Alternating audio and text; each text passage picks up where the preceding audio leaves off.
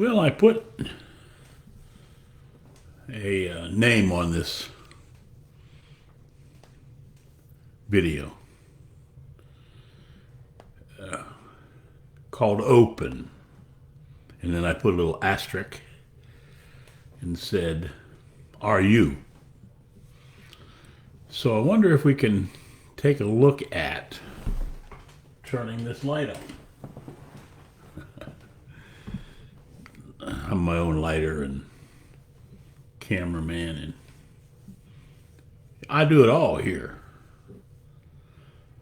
Good, aren't I? So this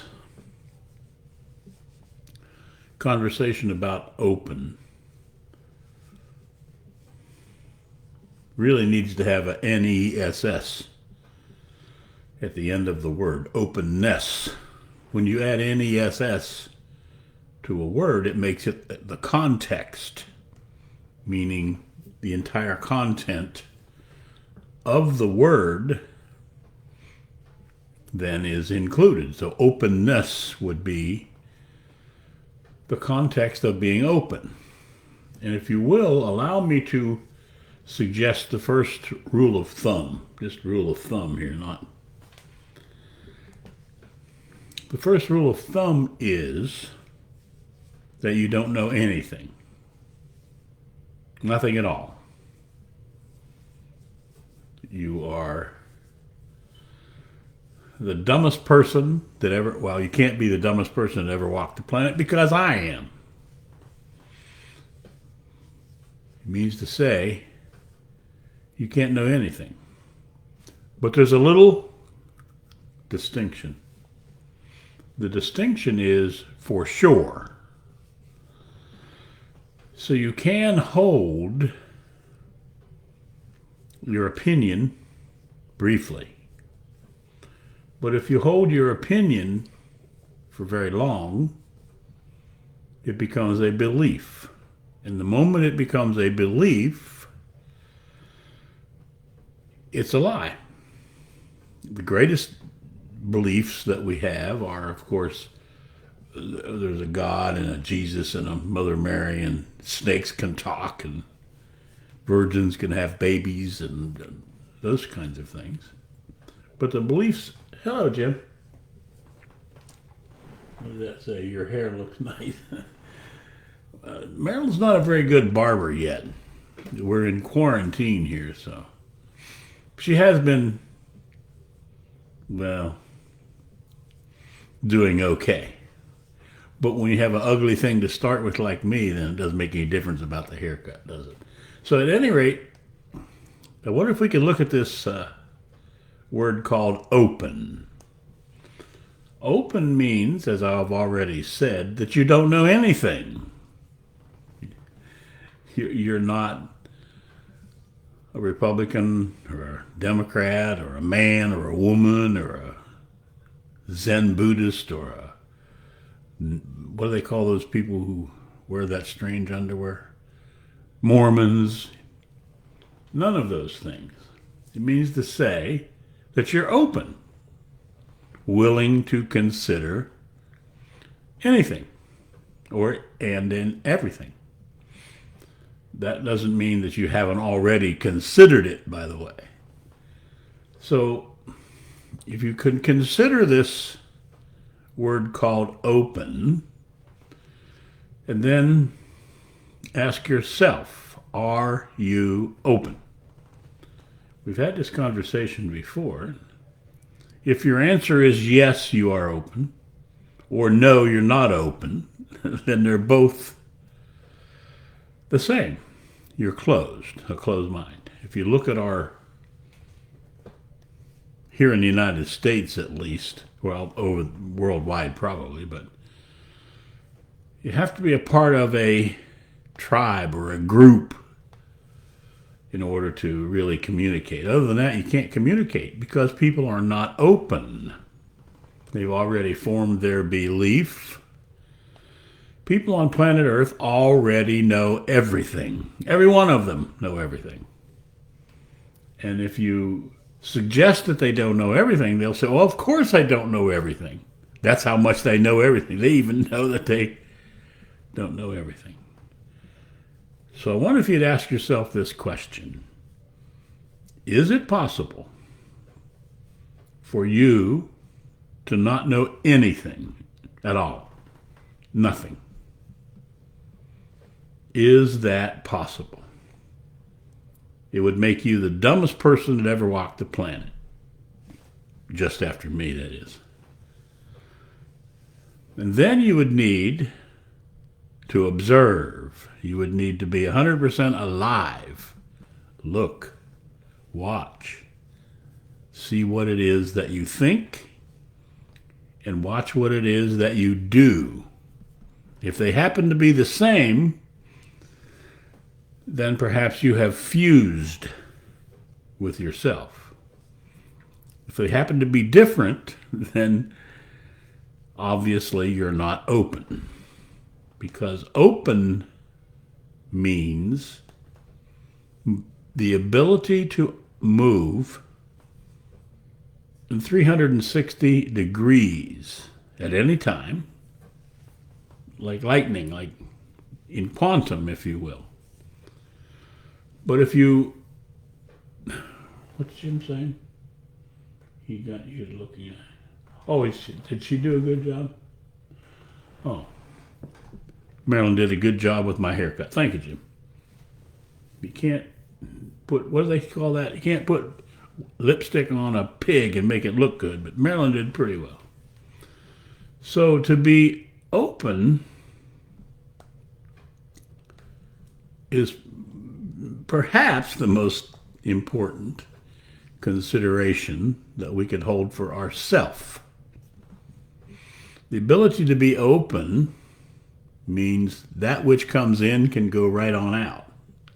It doesn't get trapped in belief, like as in belief in a Republican Party or a Democratic Party, or a belief in you're a Muslim or a Catholic or a Mormon, as I said earlier.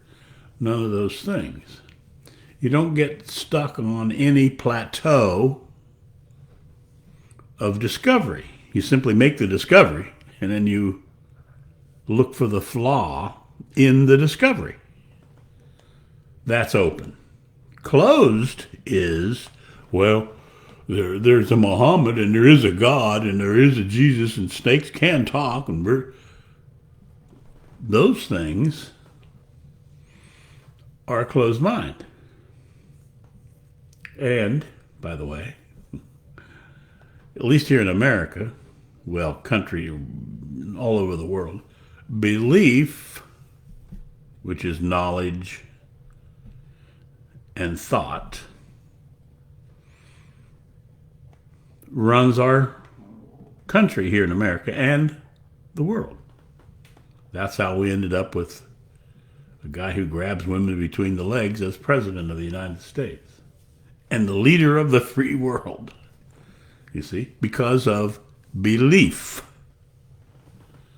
The belief, I guess, with the evangelical people is that the Sky Fairy sent down Trump to replace Jesus because Jesus had that nonsensical thing called turn the other cheek. And Trump says, hit back twice as hard as you can hit. So now we're moving into the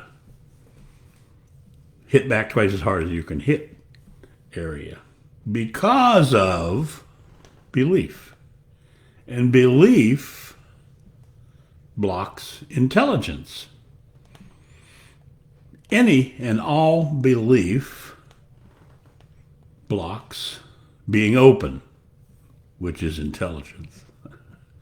Intelligence is the ability to see 100% all of the possibilities at the same time.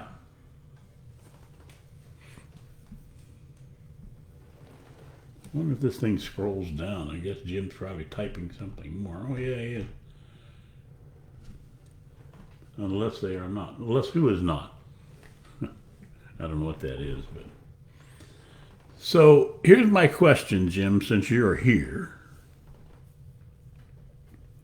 Do you have, or are you Do you have an open mind, or are you open?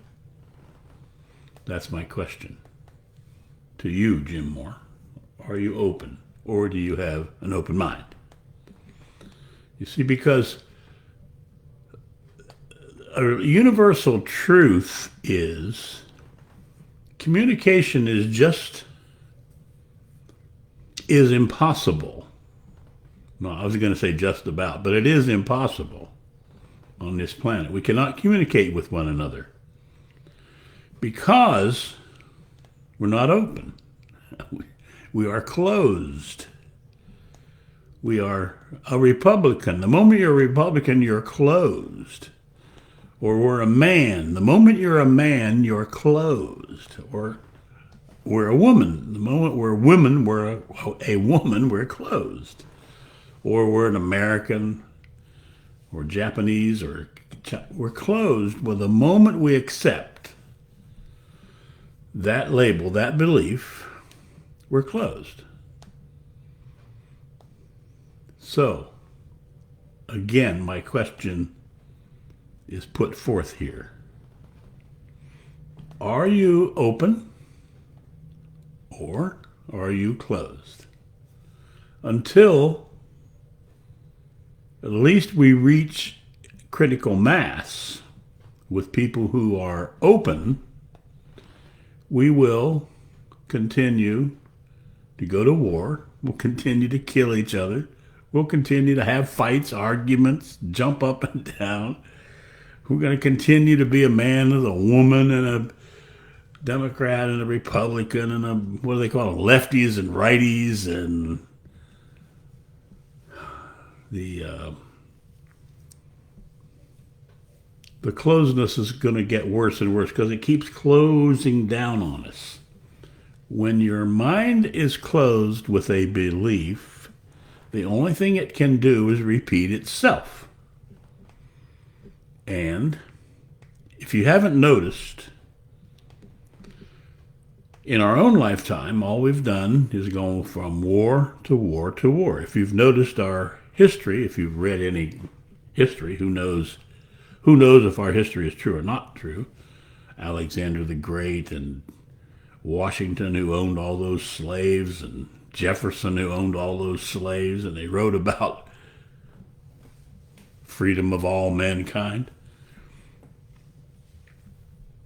So if you've noticed any of those things and questioned them, then you have an open mind.